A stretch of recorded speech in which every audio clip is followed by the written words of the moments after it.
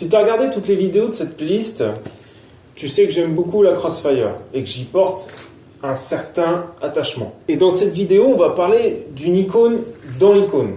C'est une iconception. On va aussi aborder les différences mécaniques et esthétiques avec sa grande sœur, l'atmosphérique, que vous pouvez voir juste ici. On verra que ça s'arrête pas simplement à un aileron fixe un peu différent, des jantes spéciales et un pare-choc avant spécial. Il y a d'autres nuances, même pas mal de nuances. Et on verra aussi que mécaniquement, ça s'arrête pas à prendre le M112 de atmosphérique et y coller un compresseur par-dessus. On aura la chance d'avoir la description des différences entre les crosses US et les crosses européennes grâce à Fab. Fab qui maîtrise quand même pas mal son sujet, hein, mais lui dites rien parce que de toute manière il est bien trop modeste pour oser l'admettre. Donc si ce sommaire te plaît, dans un premier temps tu vas te chercher une bière, un café, un thé, je sais pas, va chercher un truc parce que là on va parler quand même quelques minutes. Il est enfin l'heure de parler d'une véritable légende oubliée.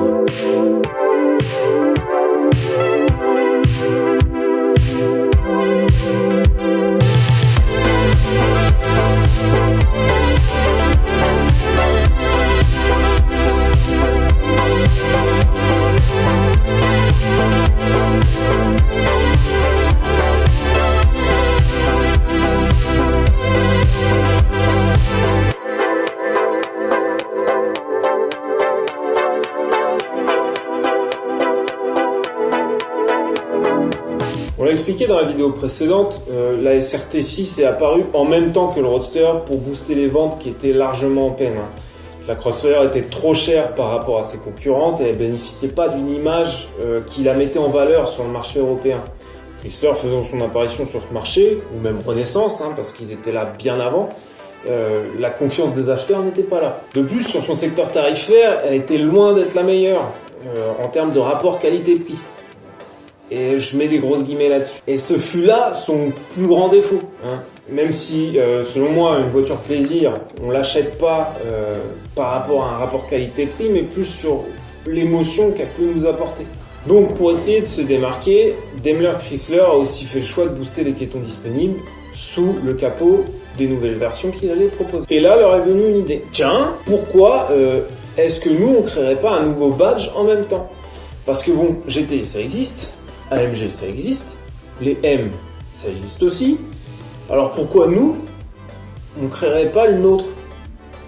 C'est vrai que c'est pas con. Et c'est de là qu'a été créé le badge SRT pour Street Racing Technology. Ça veut dire technologie de course de rue en français.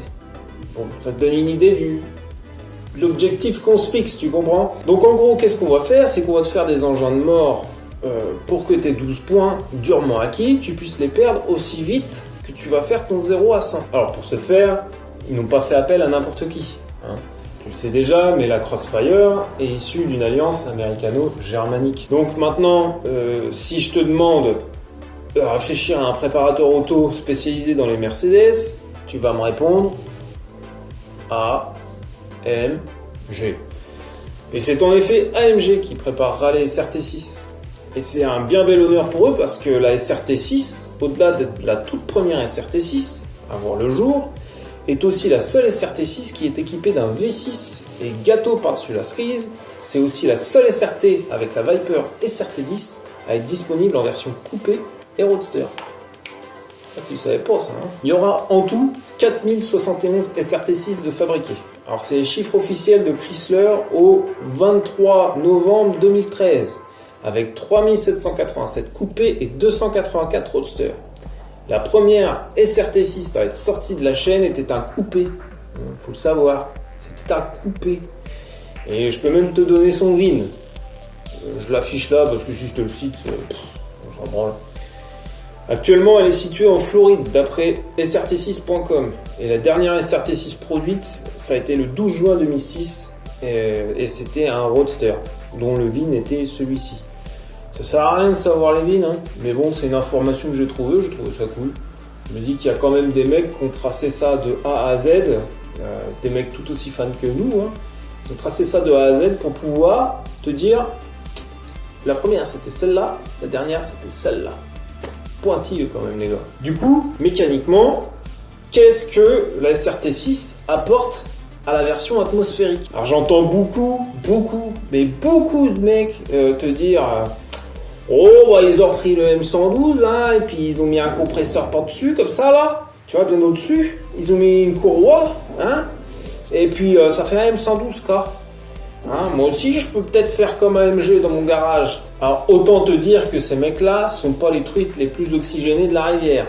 Mais bon, on doit leur accorder quelque chose. Ils ont quand même bon sur un point. Il y a bien un compresseur dans le M112K. Le K à la fin, c'est pour compresseur. C'est du chleu. Et si, crois-moi, c'est bien du chleu parce que nous, en Normandie, on a été habitués à parler chleu pendant quelques temps. La SRT6, c'est une douce infusion de mécanique allemande et de tuning et stylisme américain. Et quand je te dis tuning, j'entends réglage, hein. J'entends pas Jackie sur le parking du Leclerc qui fait des donuts autour des lampadaires. On parle bien de tuning dans sa version de base, le réglage pur et dur, l'optimisation du moteur. Alors la base reste identique. On repart d'un SLK R170. Mais cette fois-ci, on ne prend pas le moteur Atmo. Hein, mais on prend le moteur compressé assemblé à la main de la SLK 320 AMG. La cartographie n'est pas identique. Hein, elle est spécifique à la SRT6. Elle pousse le 3,2 litres à 330 chevaux pour 420 Nm de couple, soit 112 chevaux supplémentaires et 110 Nm supplémentaires. Mais ça, c'est les données marketing. Parce qu'en vérité, selon srt6.com, hein, tu as vu ici, on cite nos sources, on ne s'attribue pas le travail des autres comme ça. La puissance réelle tirée par la SRT6 est de 349 chevaux pour 450 Nm de couple. Ça fait un peu de rab quand même. Comme pour ses consorts allemandes, la SRT6 elle sera que en transmission automatique 5 rapports. Cela étant dit, poussons un peu plus loin pour comprendre réellement ce qui évolue entre le M112 et le M112K. Et là, je vais vraiment avoir besoin de mes notes. On en parlait un peu plus tôt, le fameux compresseur. C'est la pièce maîtresse du M112K. C'est de là qu'il tire sa lettrine. Ce compresseur, il est fourni par IHI. C'est le même fournisseur de compresseurs que les SRT L4, les SRT L4 Red Eye hein, et la SRT Demon. On parle quand même pas de n'importe qui. Donc sur la SRT6, c'est un IHI S105. C'est un compresseur de type Lysol. C'est un type de compresseur qui se rapproche beaucoup des compresseurs twin screw, d'accord? Et c'est ce qui lui donne ce petit son particulier, le fameux compresseur whine, hein, dès lors que tu modifies l'admission pour le laisser s'exprimer. Et je te mets un exemple maintenant.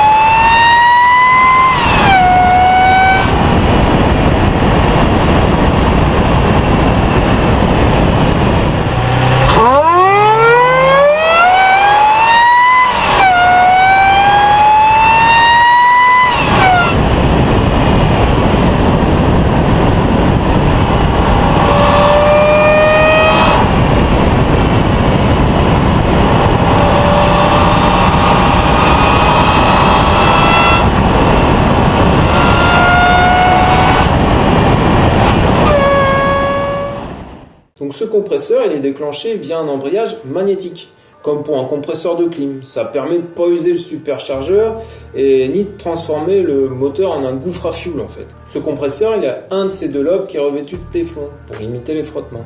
Et lorsqu'il est entraîné à 3,3 fois la vitesse du vilebrequin, il peut générer jusqu'à 1 bar de boost et déplacer 1200 kg d'air par heure. Ça représente quand même, parce que 1 kg d'air, c'est un sacré volume. Pour des raisons de place, les ingénieurs ont placé le compresseur au centre du V, environ le collecteur d'admission de l'AN1. Bien évidemment, il s'agit d'un point de chauffe important, donc il faut impérativement un intercooleur, histoire d'avoir des performances décentes. Du coup, ce compresseur, il intègre un échangeur OR, qui aide à obtenir une courbe de couple plutôt propre, hein, parce qu'en effet, 90% des 420 Nm sont disponibles à partir de 2300 tours, et ce jusqu'à 6200 tours. Et d'ailleurs, l'intercooleur, il a une petite particularité, parce que c'est un système qui est un peu chiadé, parce que tu as ton échangeur au R, une pompe électrique et un radiateur extérieur. Et tout ceci est alimenté par l'eau du moteur. C'est quand même un petit défi technique. C'est un système un peu tortueux et autant te dire que quand la pompe électrique te lâche, bah, t'es quand même dans la merde. Hein. Mais bon, quand ça fonctionne, ça permet d'avoir des reprises franches, un moteur capable de travailler sur toute sa plage de manière uniforme. Hein, t'appuies, ça vient, t'as la banane. Terminé. Je le sous-entendais plus tôt, mais l'ajout du compresseur, ça entraîne d'autres modifications mécaniques. Hein, parce que si tu fais pas ces modifications, forcément, c'est pas fiable. Donc le M112K bénéficie de quelques améliorations qui sont invisibles aux commun des mortels, mais complètement évidentes aux mécanos initiés. Alors commençons par le plus évident. Et pour ce faire, on va utiliser une rhétorique pure et dure. Si on ajoute des chevaux, on développe plus d'énergie. Si on développe plus d'énergie, on développe plus de force. Et si on développe trop de force, on pète tout. Donc sur le M112K, les ingénieurs ont joué la sécu et ils ont modifié plusieurs choses. Premièrement, le vilebrequin. Il est différent, notamment ses roulements qui ont été modifiés pour pouvoir encaisser de plus fortes charges. Deuxièmement, les bielles. Les bielles sont différentes parce que forcément, tu as besoin d'encaisser plus fort choc. Le matériau des pistons, lui aussi, est différent. Parce que tu vas travailler à des températures qui sont nettement plus hautes qu'avec le M112. L'arbre d'équilibrage est différent. Et ouais, les arbres à cam du M112K sont des arbres à cam allégés, contrairement aux arbres à cam du M112. Évidemment, comme on comprime l'air en admission, on a besoin que les soupapes tiennent le choc. Donc les ressorts de soupapes, eux aussi, ont été modifiés. Et ils sont donc plus durs que sur le M112 de l'ANA. La pompe à huile est différente. Sur le M112K, elle débite plus. Et ça augmente l'efficacité des pissettes d'huile de 70%. L'échappement est différent aussi. Il est moins restrictif que sur l'ANA. Et ça, grâce à l'utilisation de 4 catalyseurs low back pressure. Petite spécificité technique, mais à ma surprise d'ailleurs, c'est que le MAF disparaît. Il n'y a plus de MAF sur le M112K. C'est un capteur de pression qui est directement dans le collecteur d'admission. Le papillon d'admission sur le M112K, il est plus gros que sur le M112. On va mettre plus d'air, forcément. Là, il y a besoin que ça débite, tu comprends ? Et en ultime point notable de cette mécanique, il y a un refroidissement de l'huile qui est prévu sur le M112K, contrairement au M112. Et ça, c'est une belle amélioration et c'est fort dommage qu'on ne puisse pas l'implémenter sur le M112. Voilà ce qui change techniquement. Alors je te passe tous les trucs du style relocalisation de la pompe à air secondaire, le radiateur supplémentaire dans la calandre, tout ce genre de trucs, on s'en bat l'oignon. Et surtout si on commence à tous les lister, on en a pour la semaine. La mécanique, ça s'arrête pas au moteur, évidemment. Il y a une partie que beaucoup zappent, mais qui fait la différence malgré tout, c'est bien le châssis. Donc si tu mets plus de patates dans un engin, il faut le freiner, il faut l'amortir, il faut le rendre plus agréable à emmener. Sinon, c'est comme mettre un LS2 dans un caddie de golf, tu vois, c'est rigolo mais ça sert à rien. Donc sur la SRT6, certaines améliorations ont été apportées. Certaines qui sont plus visibles que d'autres d'ailleurs. Dans un premier temps, on a amélioré la suspension, avec notamment des ressorts qui ont une échelle de dureté différente de l'ANA, pour mieux encaisser les courbes, si je puis dire. On notera que les SRT6 coupés et Roadster ont elles-mêmes des tarages différents, ce qui est bon à savoir si jamais tu as besoin d'en remplacer un. D'ailleurs, remplace-en deux. Les amortisseurs, eux aussi, sont différents. Ils sont un peu plus fermes pour une conduite plus sportive. Et d'ailleurs, pour augmenter cet esprit sportif dans la conduite, le réglage électronique de l'ESP est légèrement différent sur un SRT6. Il laisse place à plus de dérives. En tout cas, plus de possibilités de dérives, si je puis dire. Dans les modifications mécaniques plus visibles, on pourra voir que les freins de la SRT6 sont dimensionnés plus haut. À l'avant, étrier double piston 44 mm pour passer un disque de 330 de diamètre et d'épaisseur 32 mm. À l'arrière, tu auras un disque de 300 par 22 pour danser la Zumba avec des étriers double piston de 42 mm. Ça freine vachement bien et selon le test performance qui est la signature de SRT, la SRT6 elle peut faire un 0-160 en 16 secondes. À mon avis, touche pas au frein parce que ça doit être un peu chaud. Hein. Bon, en complément du châssis, on peut toujours améliorer des choses, notamment l'aérodynamisme. Et c'est vachement important quand on sait qu'une Jeep est moins aérodynamique qu'une vache. Donc sur la SRT6, les mecs ont fait 2 modifications. Premièrement, une nouvelle lame avant à effet de sol directement intégrée au pare-choc. Elle est bien intégrée au design et elle reprend cet esprit d'épine dorsale du design original, notamment avec l'effet pointe de flèche de la lame. J'ai parlé d'effet de sol. Et pour ceux à qui ce principe aérodynamique ne parlerait pas, vous en faites pas, c'est assez simple, on va le résumer rapidement. En fait, ça consiste à réduire l'espace vacant entre le sol et le fond du châssis, de telle manière à créer une zone de basse pression sous la voiture. Cette zone de basse pression, ça permet de créer une force d'appui qui assoit naturellement la voiture sur l'asphalte. Cet effet, ça permet notamment à la voiture de prendre des virages à plus haute vitesse. Alors, c'est un phénomène qui est très utilisé dans la F1 et les ingénieurs, ils le travaillent d'ailleurs à l'extrême. Les premiers à vraiment avoir poussé le délire de l'effet de sol à son paroxysme, ça reste Chaparral avec sa 2J.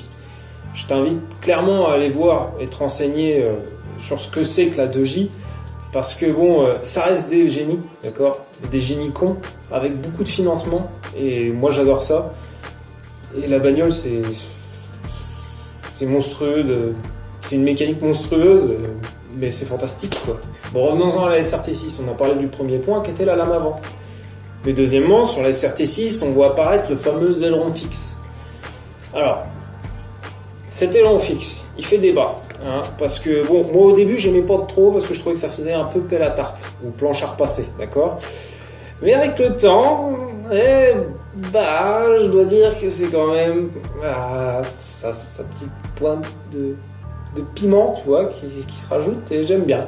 Mais faut le voir en vrai, parce que c'est vrai qu'en photo, ça fait un peu merdique. Désolé les gars, mais ouais, ça fait un peu merdique en photo. Par contre, en vrai, c'est vrai que c'est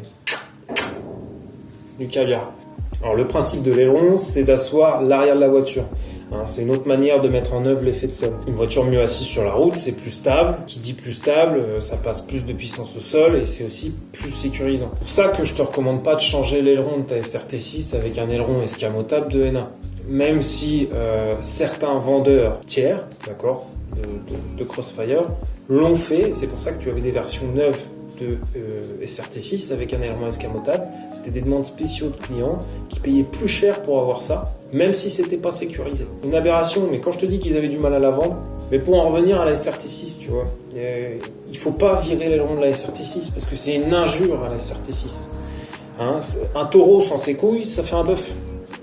Est-ce que tu as vraiment envie de transformer ta SRT6 en bœuf ? Regarde-moi. T'as vraiment envie de ça ? Alors je me suis renseigné et malheureusement il est impossible de trouver la force d'appui de l'aileron de la SRT6. Contrairement à la NA, il n'est pas indiqué dans la RTA. Bon, du coup ça m'a saoulé, hein, et moi quand je trouve pas quelque chose, je trouve pas ma réponse, et ben je cherche, je continue, tu vois, j'ouvre des bouquins, machin, et c'est ce que j'ai fait parce que j'ai fini par calculer cette force d'aileron. Et tu la trouveras nulle part ailleurs parce qu'en fait, il n'y a personne qui s'est fait chier à se faire ce calcul de... Du coup, ça m'a saoulé, donc je l'ai calculé. Alors je t'arrête tout de suite. Hein. Je suis pas un pro des maths et je suis encore moins ingénieur en aérodynamisme. Donc ce que j'ai fait, dans un premier temps, c'est ce que tout le monde devrait faire quand il a un problème. J'ai ouvert des bouquins et j'ai fini par trouver une formule. Celle-ci, je sais pas où elle s'affiche, quelque part. C'est pas la peine d'avoir la nausée, hein. T'inquiète pas, ça va bien se passer. Tu vas voir quand on indique à quoi toutes ces petites lettres elles correspondent, en concret, tout de suite ça parle un peu plus. Alors D, c'est la downforce, hein, c'est le résultat qu'on cherche, c'est exprimé en newton. WS, c'est wingspan, hein, autrement dit la largeur d'aile, son envergure qu'on exprime en mètres. H, c'est la hauteur de l'aileron. Alors, c'est pas la hauteur par rapport au sol, mais l'écart entre son point haut et son point bas. Et ça s'exprime en mètres également.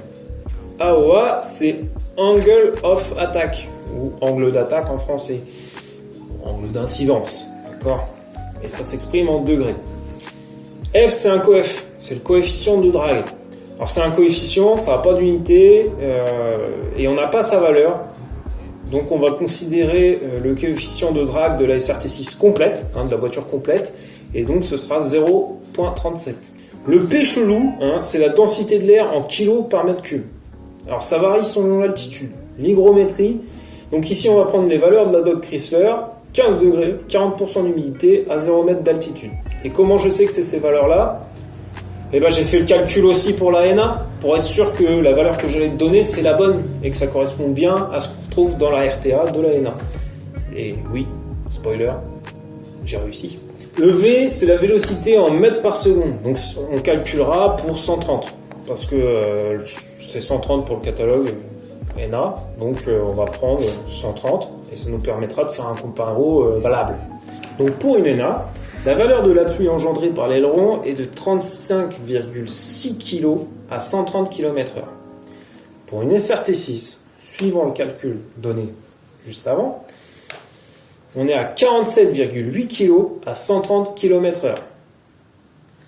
Et là, tu vas forcément te dire, seulement 10 kg de différence, alors que l'aileron il est 2 fois plus grand. Est-ce que tu te foutrais pas un peu de ma gueule ? Alors je sais que ça peut paraître étrange, parce que notre cerveau de primate, il se dit, si c'est 2 fois plus grand, ça doit appuyer 2 fois plus fort. Comprends-tu ? C'est pas vraiment comme ça que ça marche, malheureusement, parce que comme on l'a vu dans le calcul, il y a plein de facteurs qui rentrent en jeu. Et notamment, l'angle d'attaque.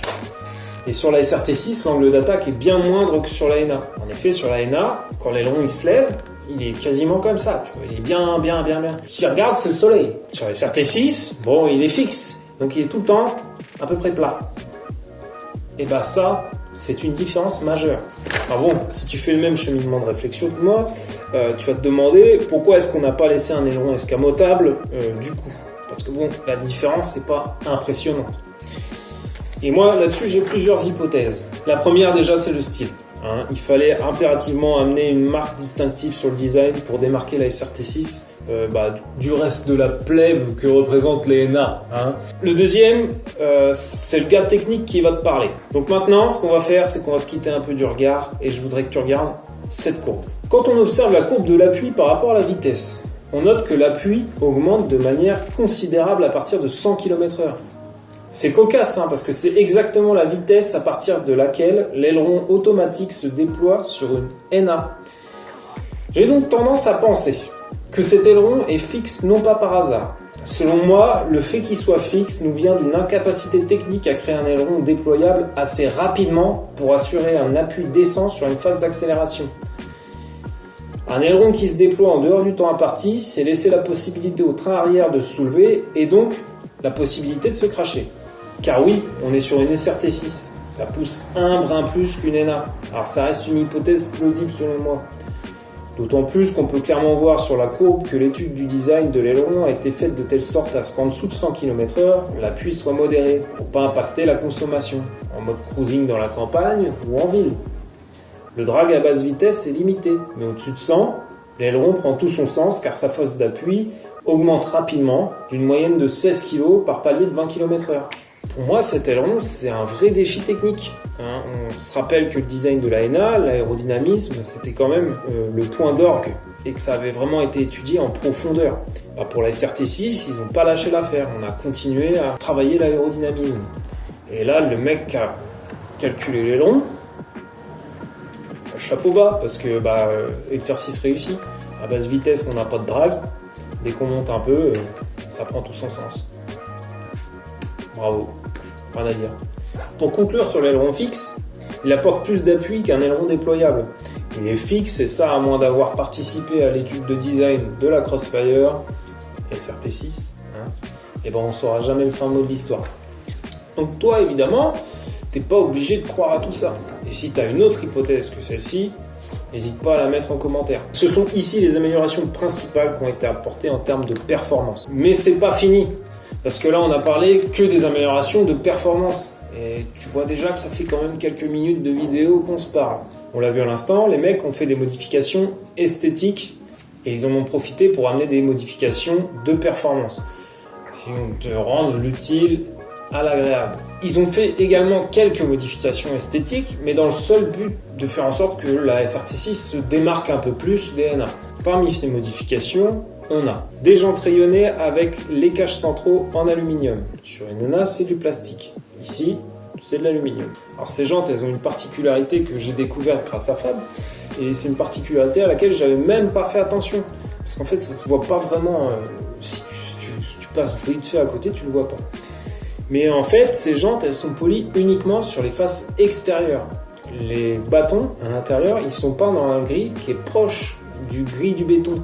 Je sais pas la raison technique pour ça, mais je pense que c'est simplement une question d'entretien. Parce que bon, celui qui va polir jusqu'à l'intérieur de ses rayons, mentalement, il faut qu'il soit solide quand même. Côté intérieur, on va retrouver quelques modifications. Un compteur gradué jusqu'à 320 km/h avec un petit logo SRT6 dans le compte tour. Tu as un intérieur cuir Alcantara avec la broderie SRT6, là où se situent les ailes Chrysler sur les sièges de l'ANA. Alors les sièges cuir de l'ANA, parce que les Black Edition n'ont pas ça. Alors cet intérieur, tu pouvais le modifier, tu pouvais ajouter le pack de finition exclusive avec du carbone et du cuir couleur graphite sur le vide-poche central et les panneaux. Alors ce petit logo SRT6 dont je te parlais tout à l'heure, on pourrait le retrouver sur les ailes avant, juste au-dessus des griffes latérales. Mais on le retrouvera également sous le lettrage arrière, tu sais le Crossfire à l'arrière, du côté droit. Il y a un petit easter egg avec ce logo SRT6. En fait, les premiers logos SRT6, ils ont la police d'écriture droite. Le SRT est écrit droit, d'accord ? Et au cours de la production, la police, elle a évolué vers une police en italique. Et donc, le SRT s'est retrouvé en italique. Pour moi, c'est encore une preuve que chez Chrysler, on faisait un peu n'importe quoi, tu vois. On faisait les choses à l'arrache, comme pour les peintures qui évoluent au cours de la production, comme si on s'était rendu compte, tiens, on a fini tous les pots, avec quoi est-ce qu'on va peindre ? Prends celle-là, là. Et là, c'est pareil. Les mecs, on a fait tous les logos, il y a le stagiaire, il a modifié la police, on n'a pas fait gaffe. Allez, on voit, c'est pas grave. Je sais pas si c'est le stagiaire ou si c'est un choix définitif, mais ça prouve encore une fois que modifier des trucs pendant la production, c'est vraiment n'importe quoi et tout a été fait à l'arrache. Pour moi, c'était pas vraiment un élément de poids pour vendre plus de SRT6. C'est quelqu'un qui est arrivé devant une SRT6, que le logo il soit écrit droit ou qu'il soit écrit en italique, je pense qu'il en a rien à foutre. Si tu as une autre hypothèse à propos de ça, n'hésite pas à la mettre en commentaire également. Donc maintenant, je vais faire intervenir quelqu'un. Ce quelqu'un, c'est Fab. Fab, qui est un gars bien trop modeste pour dire qu'il connaît le sujet sur le bout de ses doigts. D'accord ? Et il va nous parler de toutes les nuances qu'il y a entre les crosses européennes et les crosses US. Parce que les crosses US, elles ont quelques nuances, et notamment des trucs en plus, des petites options en plus qui ne sont pas disponibles sur les européennes, à moins de refaire des télécodages, mais c'est des petits fun facts. Alors je te laisse découvrir ça avec Fab. Bon, on y va, on fait de la pub pour DSP ou pas ? C'est pas grave ça. Bon, tu y vas ? On y va ? Ouais, c'est parti. Ok, ça tourne. Bon. Maxime, merci de m'inviter sur ta chaîne, c'est vraiment sympa, c'est vraiment cool. Je vais être vachement célèbre, super, ça m'arrange vachement. Je suis déjà assez emmerdé comme ça, mais en plus maintenant les gens vont m'appeler. Alors, tu voulais savoir quelles étaient les différences, grosso modo, entre les SRT et les atmosphériques. Alors il y a beaucoup à dire, mais en particulier ce modèle-là, c'est un modèle SRT, mais d'origine US. Voilà. C'est-à-dire qu'elle était immatriculée, donc destinée au marché américain. Donc elle a quelques petites choses en plus, pas en moins, mais en plus que la version européenne et des autres pays. On pourrait commencer tout simplement déjà par la clé. La clé de la Crossfire, elle possède un bouton panique. Ah ouais ? C'est-à-dire que c'est vachement pratique. Déjà, ça permet de déclencher ton alarme à distance. D'accord. Et si effectivement tu es garé en ville et puis qu'il y a des gens délicats qui s'appuient dessus pour causer ou qui s'approchent un peu trop près, tu peux la déclencher à distance. Et oh du con. Alors c'est un petit gadget, ça vaut ce que ça vaut. Mais surtout, la particularité de la clé, de toutes les clés américaines, de toutes les voitures, c'est leur fréquence d'émission. Elle est différente à celle d'Europe. Alors en Europe, je crois que c'est 433 MHz. C'est codé comme ça sur toute Europe à cause des parasites et tout. Et aux États-Unis, je crois que c'est du 313 MHz. D'accord ? Donc une légère différence. Donc on ne peut pas prendre une clé européenne et la coder pour faire marcher ça marche pas.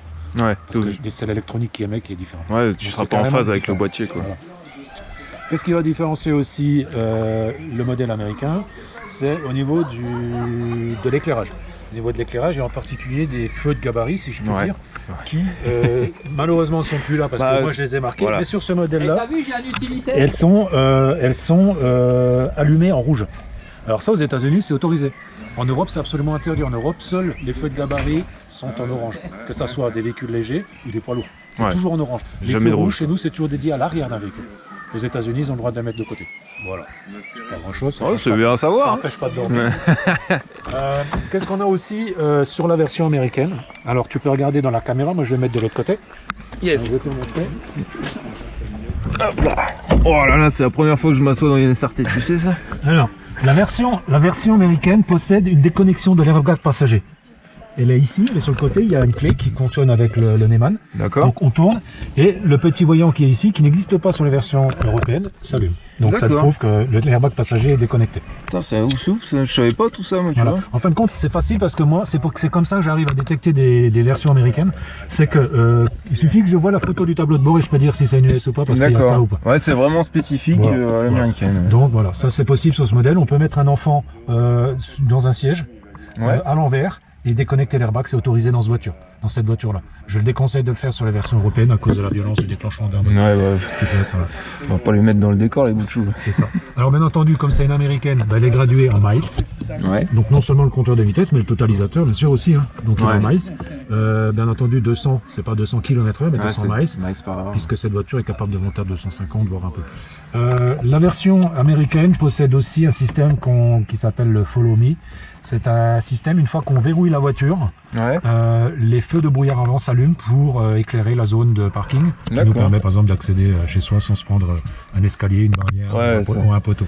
Donc ça c'est un petit truc que tu trouves sur beaucoup de voitures américaines.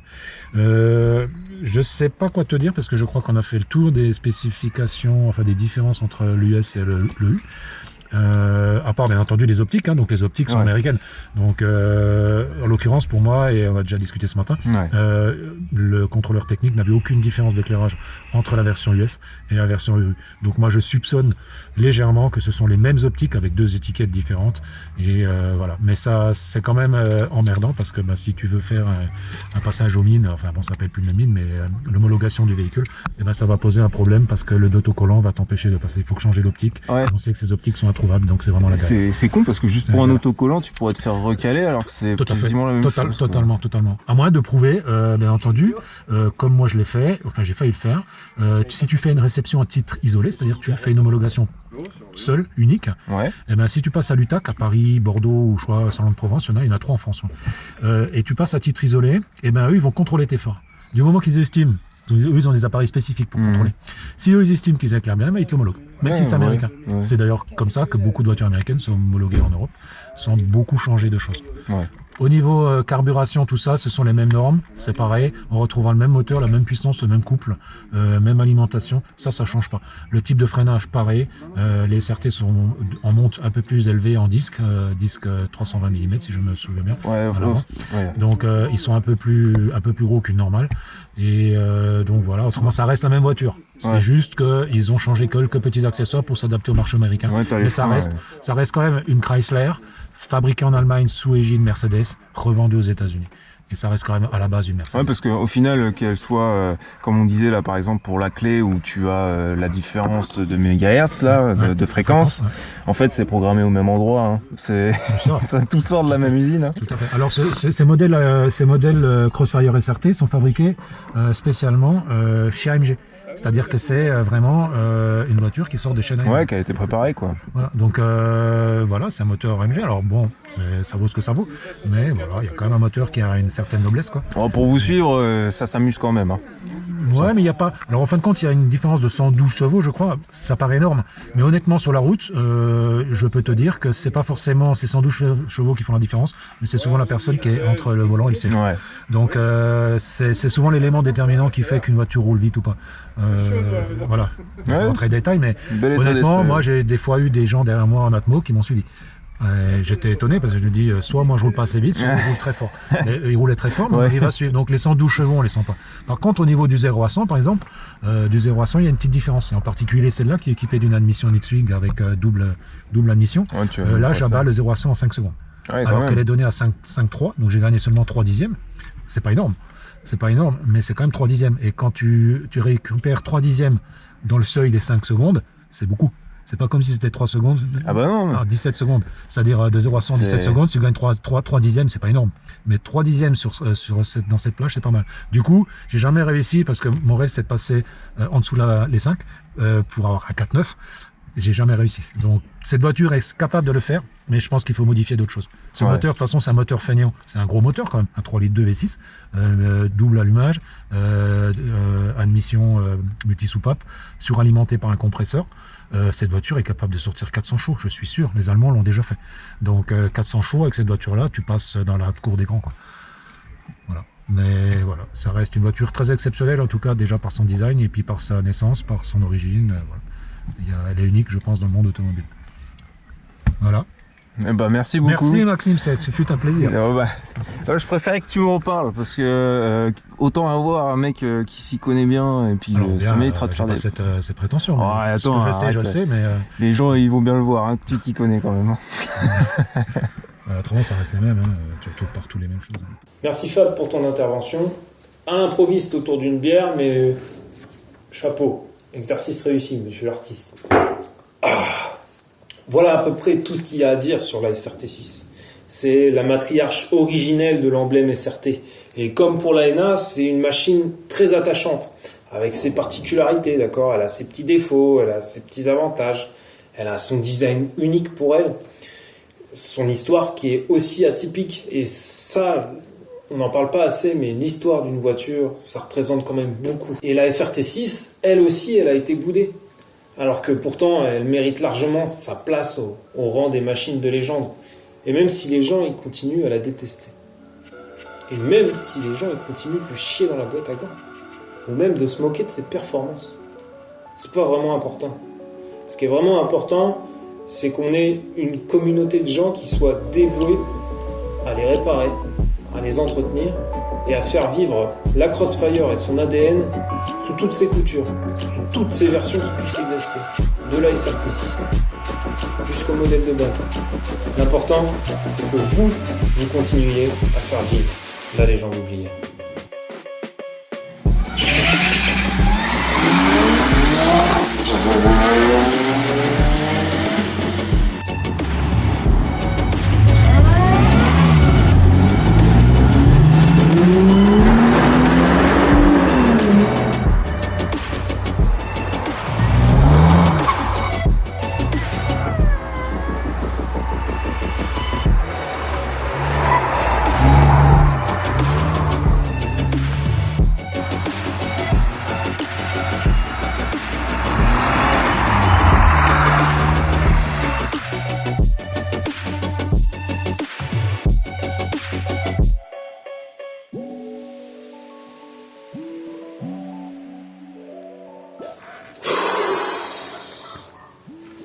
Eh ben c'était long, hein.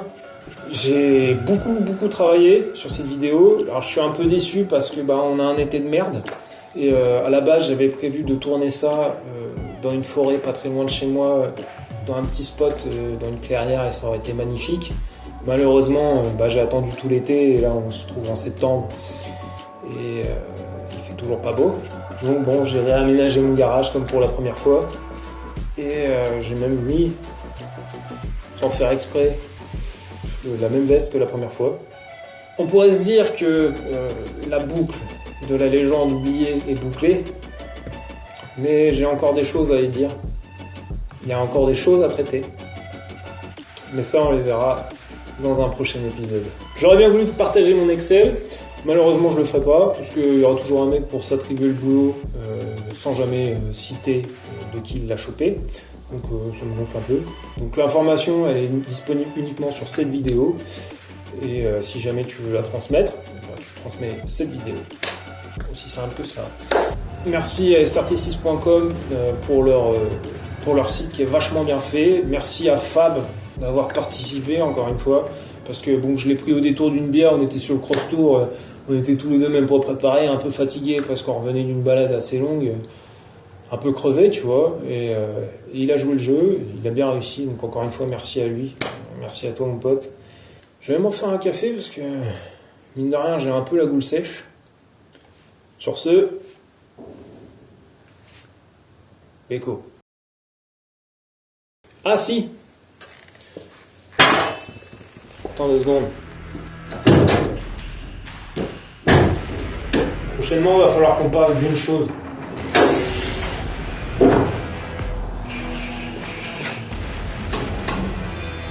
On va parler de ça.